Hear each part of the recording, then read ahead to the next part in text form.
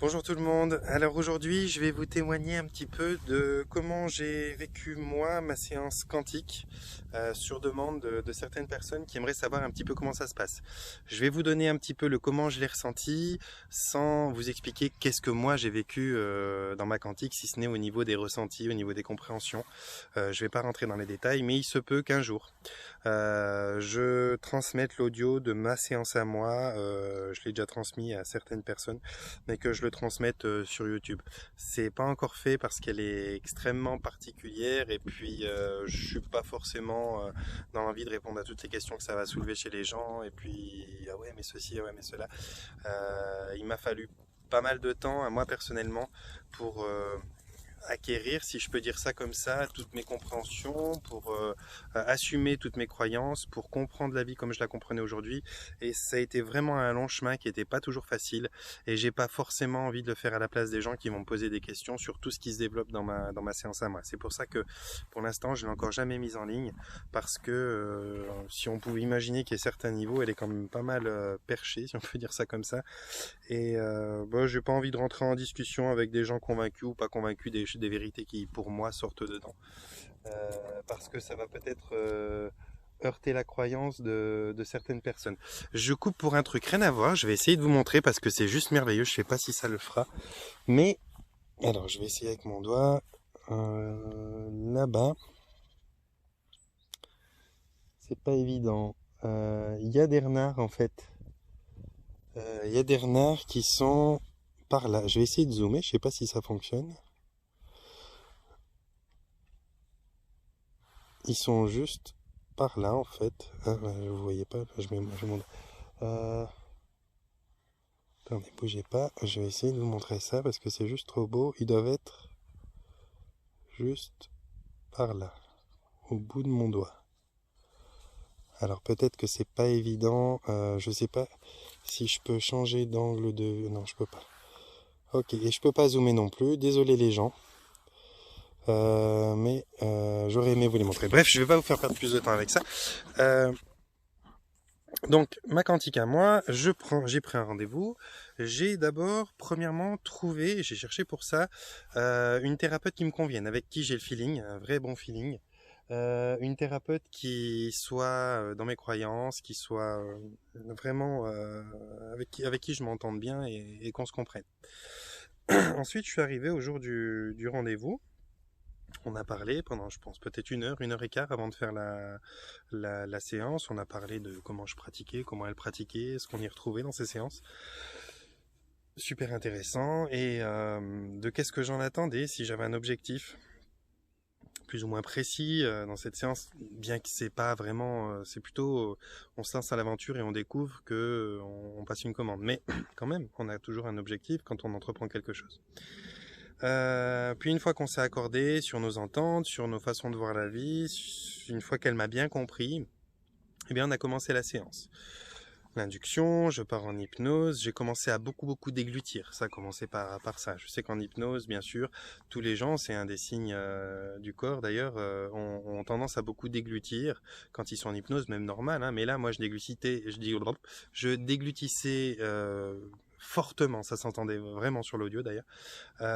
Et puis, j'étais vraiment dans un état qui était particulier parce que j'étais tellement profond que dans mon ressenti à moi, ça va peut-être vous donner une indication pour ceux qui le vivent, dans mon ressenti à moi, j'avais vraiment l'impression d'être totalement éveillé. C'est-à-dire que je me disais comme ça, clac, je me lève, je vais aux toilettes, rigolade, quoi.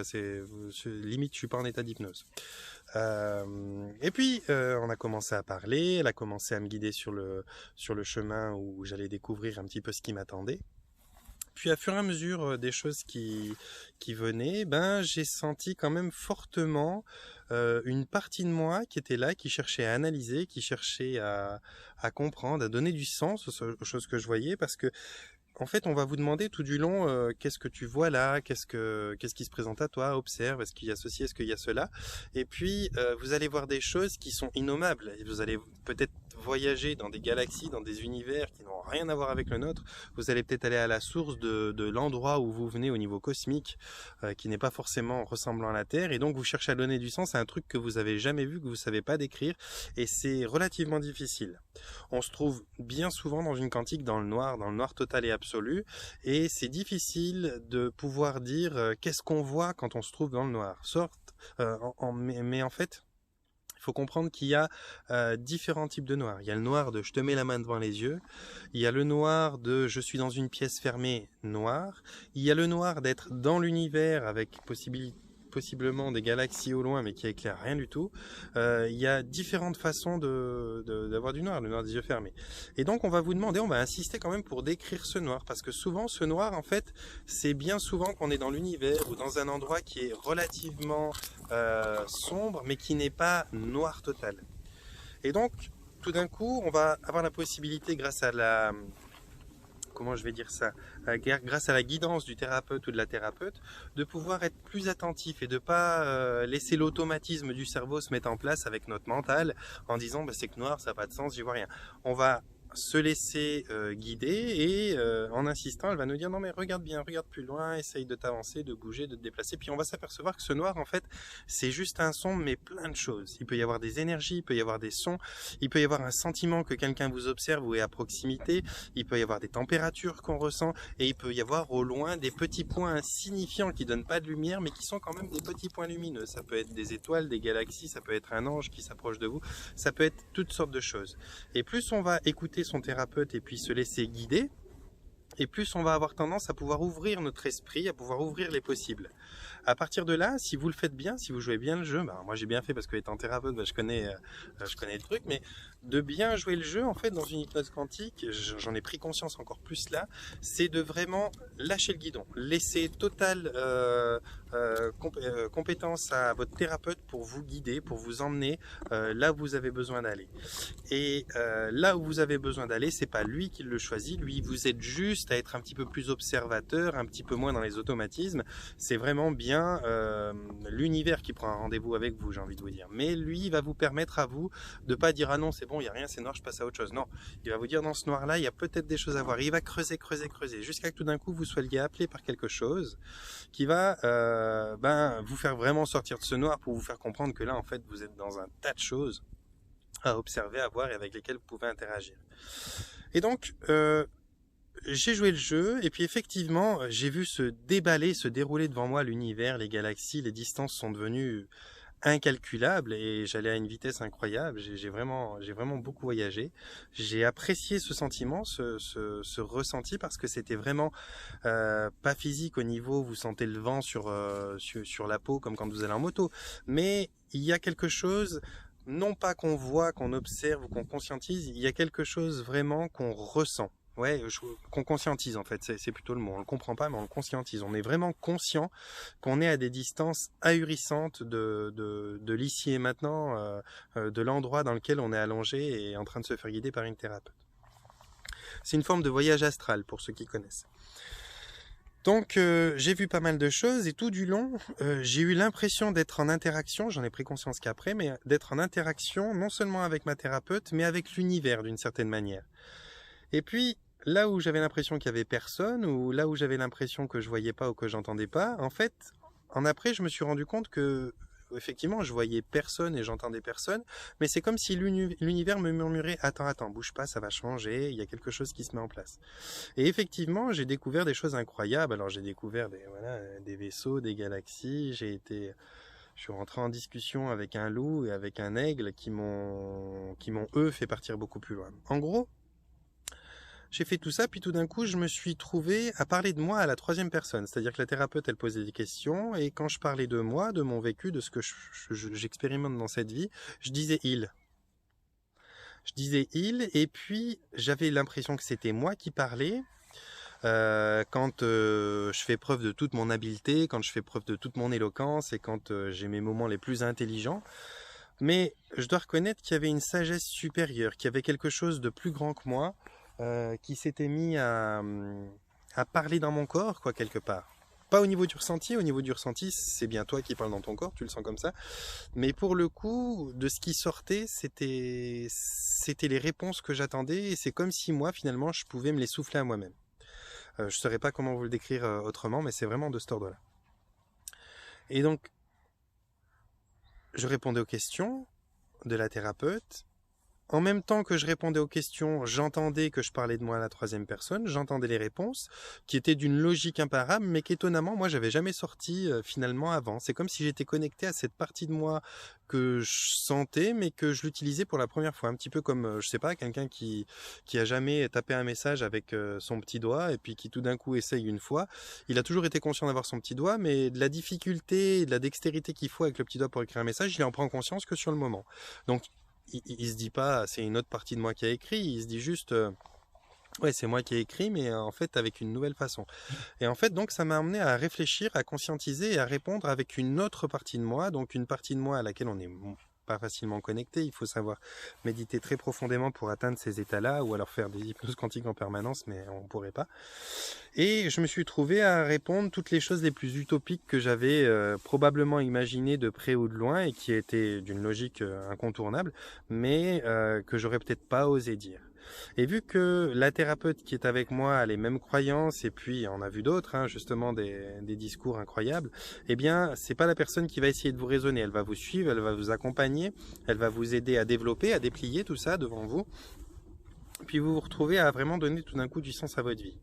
Vous allez parler non seulement, moi j'en ai parlé, hein, j'ai parlé des choses que j'avais vues qui n'étaient pas spécialement des vies passées. Moi voilà, il y a eu une période, je vous le dis, il y a eu une période où on visitait beaucoup des vies passées, et je dois dire que maintenant, beaucoup de quantiques ne me font plus passer par la visite des vies passées. C'est plutôt un genre de voyage, mais sans passer forcément dans des visions de vie déjà éprouvées, mais plutôt à visiter des choses qui peuvent de près ou de loin être des endroits qu'on connaît ou des familles cosmiques qu'on a eues sans même qu'on s'en rende compte vraiment.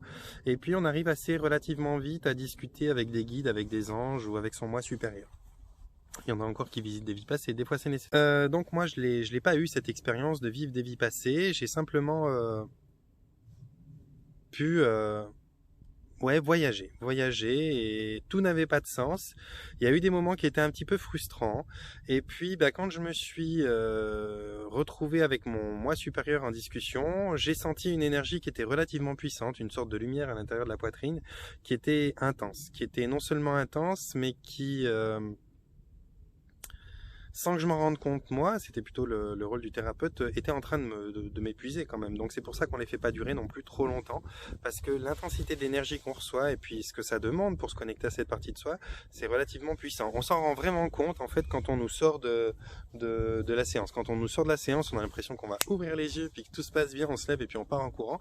En fait non, quand on nous sort de la séance, on a les yeux qui veulent pas se décoller, on est vraiment dans le gaz.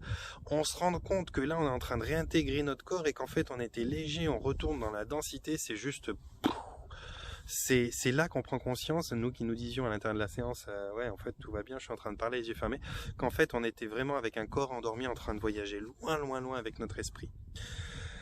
Donc voilà, ça se passe un petit peu comme ça, c'est comme ça que moi je l'ai vécu et il est possible, ça arrive, que une fois que vous sortez de la séance, finalement c'est là que vous avez le plus de questions parce que vous avez eu beau préparer vos questions et les poser à votre moi supérieur qui va y répondre avec une sagesse admirable, ça va déclencher d'autres questions, il va en découler d'autres questions et puis ces questions-là vous avez presque envie de les poser tout de suite.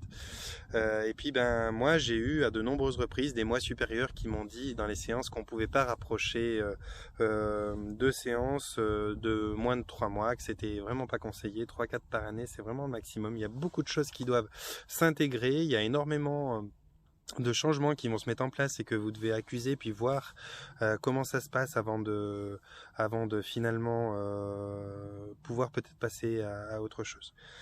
Donc c'est un conseil, c'est une généralité, ça, je veux pas dire qu'il n'y a pas d'autres personnes qui vont pas pouvoir faire d'une autre manière, mais on m'a conseillé ça.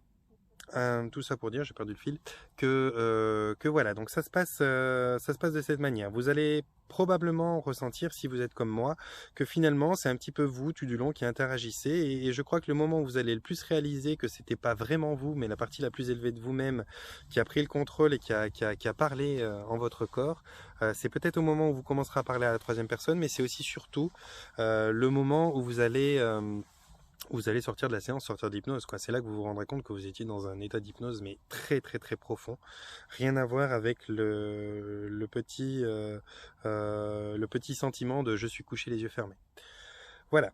Alors, j'espère que ça aura apporté un petit peu de clarté pour les gens qui se posent des questions. Comment je la vis, comment je la vis pas. Est-ce que j'ai envie de le faire? Est-ce que ça me parle? Ça, c'était pour vous dire un petit peu sur le côté pratique, sur le côté matériel, dans le sens de la matière, qu'est-ce que j'ai ressenti. Maintenant, qu'est-ce que ça a fait dans ma vie? Ça m'a changé totalement. Je pense qu'une fois qu'on a été connecté à son moi supérieur, bien qu'on ne garde pas la connexion exacte qu'on y a eu pendant la séance, il y a quelque chose en soi qui l'a reconnu, qui l'a accueilli, qui a accepté qu'elle ait cette partie très élevée d'elle-même, connectée à ce qu'on appelle l'intelligence universelle, à la particule divine. Et on garde une petite partie de cette connexion, on garde un état de conscience qui est élevé, la vibration monte plus haut et ça vous change, je ne sais pas dans quelle mesure, ça dépendra des gens et de comment ils la vivent, mais ça vous change. Si vous êtes à la suite de ça plus capable d'entendre votre intuition, rien d'étonnant. Si vous avez plus d'intuition, rien d'étonnant. Si vous êtes plus capable de dire oui et non à une personne ou de maintenir vos croyances là où les gens vont essayer de venir avec leur logique et leur esprit restreint pour parler de choses qu'on ne peut pas prouver, vous vous laisserez plus marcher dessus parce que vous aurez expérimenté. C'est une grande différence avec avoir vu une image qui vous fait croire que peut-être il y a par exemple un ovni dans le ciel et avoir été dans l'univers, vraiment ressentir avec son esprit qu'on est en train d'y voyager et voir ou visiter même ce qu'on appelle un vaisseau, un ovni, je sais pas comment vous pouvez nommer ça. La différence, c'est que dans un, vous l'avez vu ou on vous a dit que vous l'avez vu, et dans l'autre, vous l'avez visité. Donc, ça sera difficile de vous faire fermer votre bouche, en gros, lorsque vous parlerez de quelque chose dont vous êtes convaincu. Il y a une vraie conviction qui s'installe lors de ces séances-là. Préparez bien vos questions quand vous les faites parce que vraiment il faut comprendre qu'on atteint un niveau de compréhension, un niveau de réponse qui est bien au-delà du est-ce que ce boulot est fait pour moi ou est-ce que si ou est-ce que ça. Si vous avez des questions d'ordre spirituel au niveau de la compréhension de la vie, de comment ça fonctionne tout ça, des lois de l'incarnation, des lois du libre arbitre, du comment fonctionne ce que nous on appelle sur Terre le bien et le mal, préparez-les et posez-les là parce que vraiment vous allez être enrichi de réponses qui sont juste pas trouvables chez quelques sages que ce soit. Moi j'écoute beaucoup de différents sages à travers YouTube notamment et on est dans des compréhensions qui sont encore au-dessus de ça. Voilà. Ça peut développer des dons, ça m'a aidé à en développer un, il s'est pas développé tout de suite, il s'est mis en place et puis je commence à le travailler maintenant. Là on est à peu près une année après ma séance, pour moi, bien que j'en ai pratiqué avant, je l'ai faite tard, la mienne. Et il y a des gens que j'ai vu développer des dons dans des séances que j'ai faites moi sur d'autres. Des dons, ils les ont développés dans la séance même et puis dans les jours qui suivaient. Après, il y a plein de choses qui doivent se mettre en place. Quand on sort de la séance, on est tout euphorique, on sait de quoi on est capable, on sait qui on est, d'où on vient, c'est incroyable, on comprend sa mission de vie. Mais ça a la tendance à être un peu comme un rêve. On a beau s'en souvenir, on oublie quand même une bonne partie, non pas de ce qu'on y a vu et compris, mais de ce qu'on y a ressenti. Et quand on n'est plus plongé dans ce ressenti, dans cette conscience permanente du voyage, on a tendance à se réaligner un petit peu avec la conscience collective, avec le ressenti de matière du corps et puis de ce que l'on vit. On n'est plus dans cette légèreté de l'âme qui voyage. Donc on a tendance à reperdre un petit peu justement de cette connexion au moi supérieur. Donc il peut arriver que tout d'un coup on redoute un petit peu des dons qu'on a développés dans telle et telle séance. C'est des processus normaux, j'ai envie de vous dire, ça le fait à tout le monde, je pense que ça le fait à tout le monde, en tout cas dans une certaine mesure. À moins que vous soyez quelqu'un qui, peut-être comme moi, c'est son job, il le pratique en permanence avec d'autres, il le pratique en permanence sur lui, et il est baigné là-dedans en permanence, et qui interagit comme je le fais avec Eleos, mon ange. Sinon, si vous êtes, je sais pas, dans une profession normale, bien bien loin de tout ce qui est spirituel et de tout ce qui est ce genre de voyage, dans une usine ou dans un truc très matériel, vous allez, par bain, dans ce milieu-là, être beaucoup plus connecté à votre milieu en permanence et donc oublier le milieu plus subtil. Donc voilà, mais d'ici là, d'ici que vous fassiez une séance, il faut bien vous préparer pour vos questions, il faut bien vous préparer, il faut déjà apprendre vous à peut-être vous tempérer, à peut-être régler en amont. Moi j'aime bien le faire en amont avec les gens que je suis, des quelques séances avant.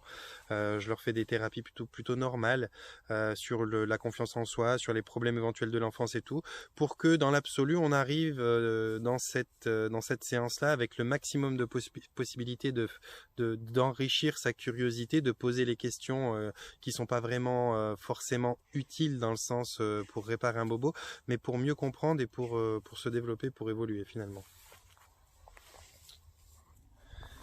Voilà, je suis désolé, j'ai dû couper parce qu'une personne que je connais est venue à ma rencontre pour parler un petit peu avec moi.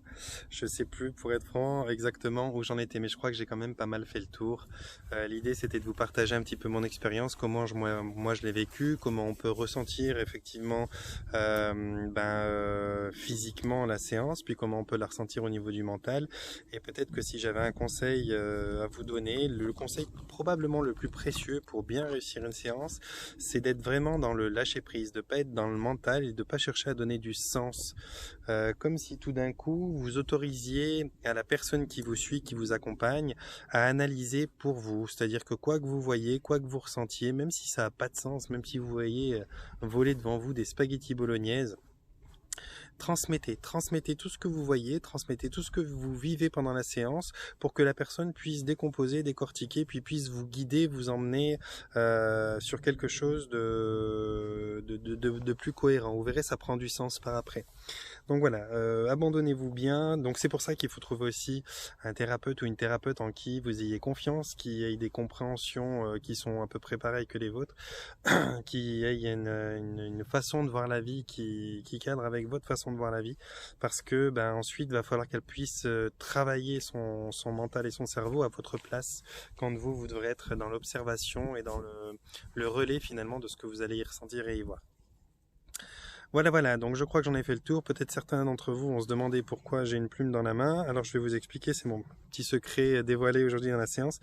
Moi, quand je communique avec Eleos, mon ange, je lui demande certaines choses et je reçois ses réponses par intuition. C'est-à-dire que tout d'un coup, alors que je suis en train de parler d'autre chose ou de faire quelque chose, je reçois la réponse à ce que je voulais, pas sous forme de phrase genre fais ci ou fais ça, mais je reçois une espèce d'image, de ressenti, et puis je sens que c'est juste. Je peux pas vous le décrire bien autrement.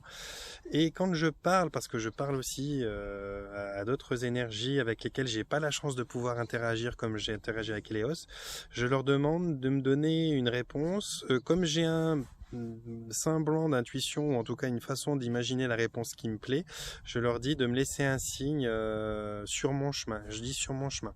Et donc j'ai traversé ce champ qui est juste derrière moi, et puis il y a plusieurs plumes, mais il y en a une qui était sur mon chemin que j'ai pas visée, et c'est celle-là. Plume grise à banderole blanche, bien belle, bien blanche sur le côté, je sais pas si on la voit bien. Voilà. Et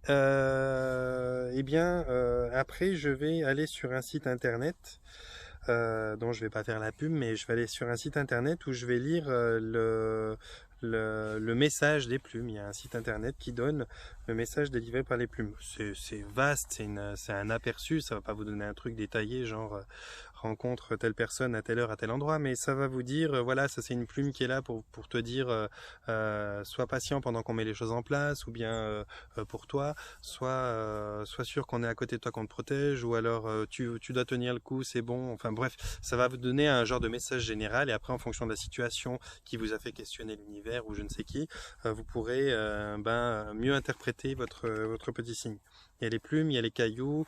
Je demande souvent, lorsqu'il pour telle ou telle cliente ou client que je suis, de m'offrir une réponse sous forme rassurante, sous forme de voir un animal, je suis sans arrêt en nature, de voir un animal, donc libre, hein, pas une vache dans un champ, se manifester devant moi. Et puis si dans les 3 minutes je vois un renard, ou bien comme là, ouais, j'ai vu des renards, ou un chevreuil ou quelque chose, je sais que c'est une façon de me dire c'est bon, on t'a entendu, c'est ok, t'inquiète pas.